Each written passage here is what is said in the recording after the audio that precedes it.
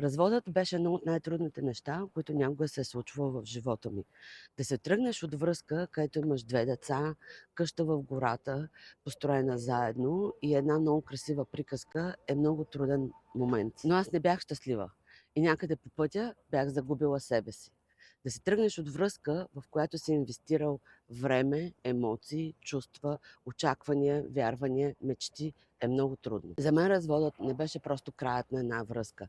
Беше началото на поемане на отговорност за собственият ми живот. Това е моят живот и аз избирам как да го живея. Днес работя с много жени, които преминават през развода и през тази трудна част от живота си. И виждам нещо много важно. Промяната започва, когато поемаш отговорност за себе си, когато спрем да бъдем в ролята на жертва и чакаме някой да дойде да ни спаси.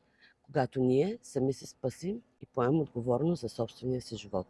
Не е лесно, но живота започва да се случва, когато поемаш отговорност за себе си и когато започнеш да се грижиш за себе си.